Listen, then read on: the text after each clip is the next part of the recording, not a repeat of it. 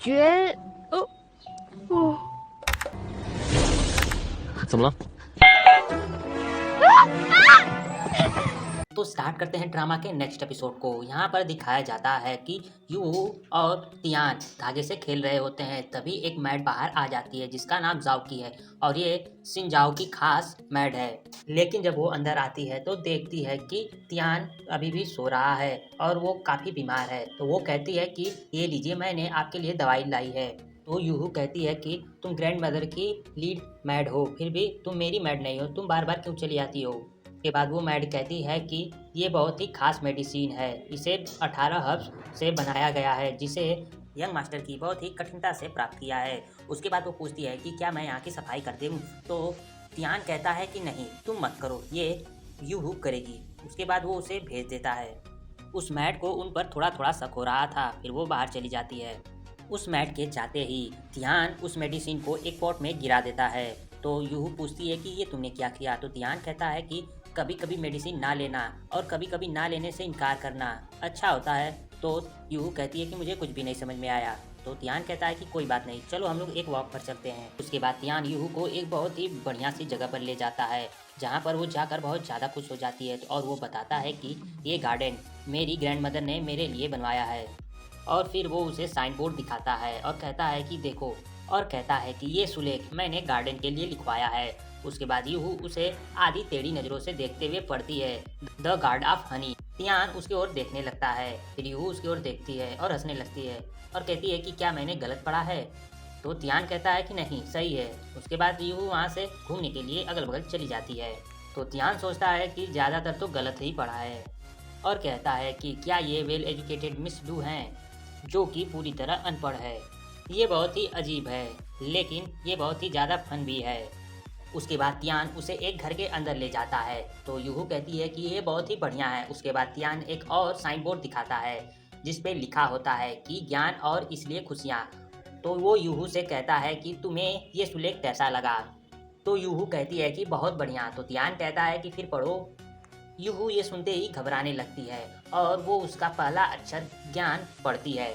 इसके बाद वो उबासी लेने लगती है और फिर जल्दी से पढ़ देती है और खुशियाँ। तो तियान कहता है कि वो तीसरा शब्द लिखा हुआ है वो ये। तभी यूहू उसे टोकते हुए कहती है कि हाँ हाँ मुझे पता है, वो ये लिखा है, ज्ञान और ये खुशियाँ। तो तियान कहता है कि हाँ बिल्कुल सही। तो यूहू कहती है कि हाँ, वो ये शब्द को कौन नहीं जानता। जिसे सुनने के बाद तियान समझ जाता है कि यूहू को अच्छे से पढ़ना ही नहीं आता। उसके बाद यूहू कहती है कि तुम इस तरह की चीज़ें यहाँ पर क्यों बनवाए हो, कितना सेम है। तो तियान कहता है कि क्यों नहीं। उसके बाद वो बताता है कि ये मेरे पढ़ने की जगह है और फिर दिखाता है कि वहाँ से मैं गार्डन्स का व्यू देखता हूँ। इसके बाद वो उसे गार्डन्स का व्यू दिखाने के लिए बाहर ले जाता है। उसके बाद तियान उसे महल के अलग अलग दृश्य दिखाता है और कहता है कि यहाँ से तुम पूरे महल को आसानी से देख सकती हो। उसे गार्डन दिखाता है। फिर उसके बाद वो एक ऐसी जगह पर ले जाता है जहाँ पर 2 टांब होती है। तो यूहू देखकर उसे घबरा जाती है और कहती है कि ये क्या है, ये बहुत ही डरावना है, पूरे मूड को बिगाड़ दिया। तो तियान कहता है कि तुम पागल हो, ये इस पेविलियन का सबसे खास फीचर है, इसलिए तो मैं ये पेविलियन यहाँ पर बनवाया हूँ। तो यूहू कहती है कि तुम बहुत ही अजीब आदमी हो, कौन गड़े हुए मुर्दे को देखना पसंद करेगा। तो तियान कहता है कि मैं ऐसा करता हूँ, मैं इसे देखता हूँ और मुझे इससे ज्ञान मिलता है, मैं इसे 1 मिनट के लिए भी देखना बंद नहीं कर सकता। और फिर कहता है कि इसलिए मैं उस साइन बोर्ड पे लिखवाया हूँ, ज्ञान और इसलिए खुशियाँ। तो यूहू कहती है कि मुझे लगा कि वो ये खुशियाँ हैं। तो तियान अपने को ठोकते हुए कहता है, अरे हाँ, वो ज्ञान और ये खुशियाँ लिखा हुआ है। उसके बाद यूहू वहाँ पर चूहों को देखती है और डर जाती है और कहती है कि तुम इसे भी यहाँ पर रखते हो। उसके बाद तियान कहता है कि हाँ, ये एक सीक्रेट है।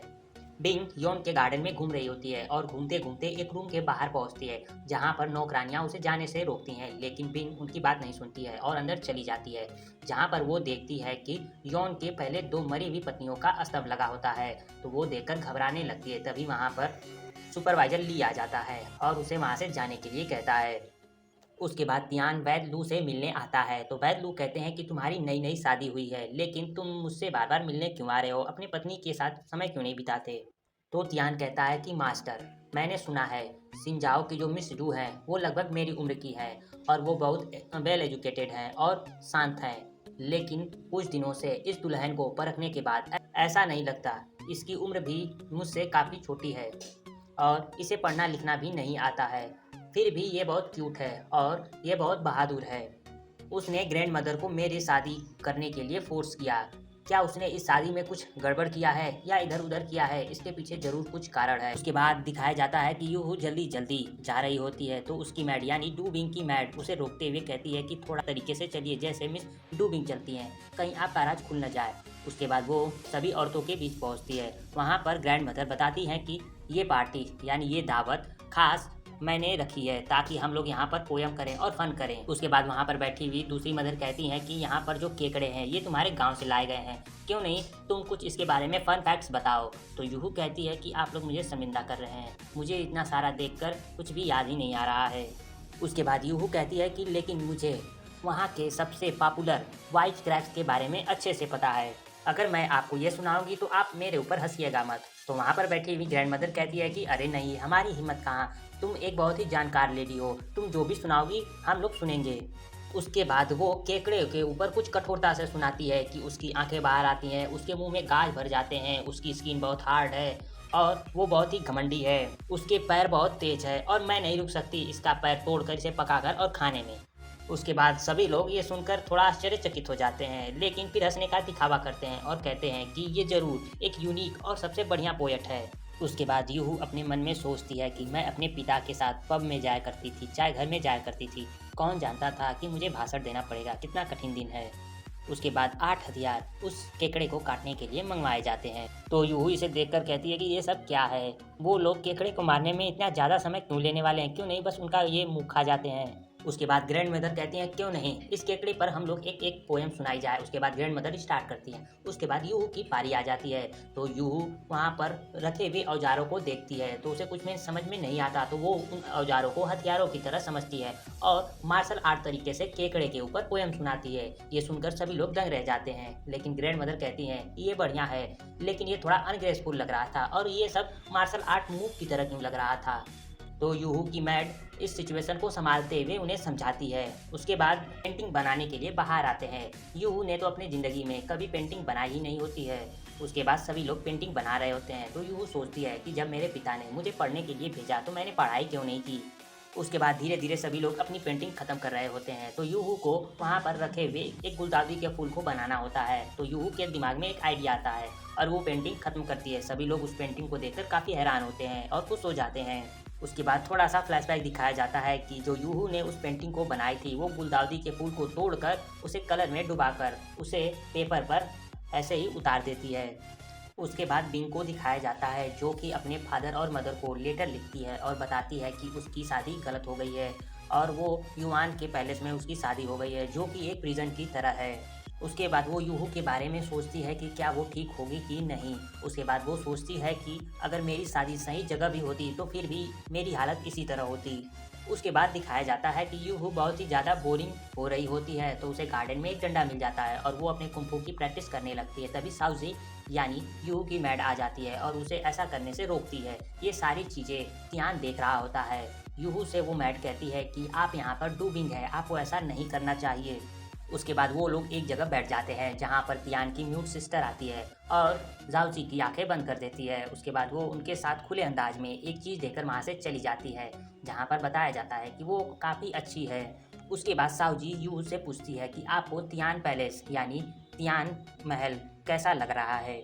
उसके बाद जाओजी पूछती है कि आपका इस महल के बारे में क्या ख्याल है। तो यूहू कहती है यहाँ पर सब कुछ अजीब है, यहाँ की जो चार्ज है वो ग्रैंड मदर है और तियान की सिस्टर म्यूट है, यहाँ तक कि तियान खुद भी अजीब है, वो हर पल बेहोश होता रहता है, उसकी बीमारी भी अजीब है, वो मेरे साथ बातें करता है, हंसता है और खेलता है और दूसरे पल ही वो बीमार भी हो जाता है।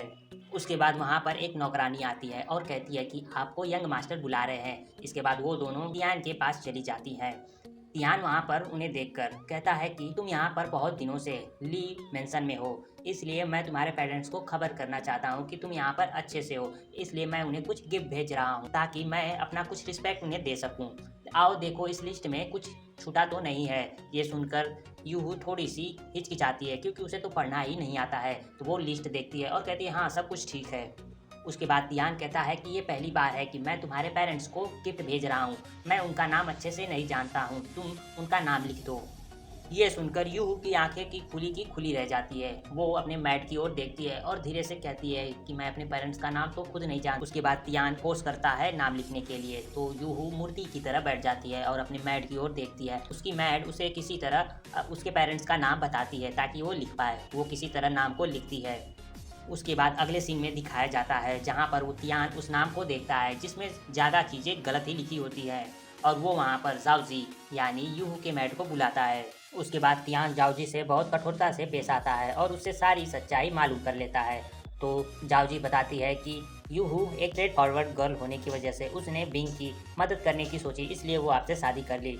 इसके बाद तियान कहता है कि जो कुछ तुमने आज मुझसे कहा है ये और किसी से मत कहना, और ये हमारे बीच में रहेगा, यहाँ तक कि यूहू से भी मत कहना। और ये एपिसोड यहीं पर ख़त्म हो जाता है।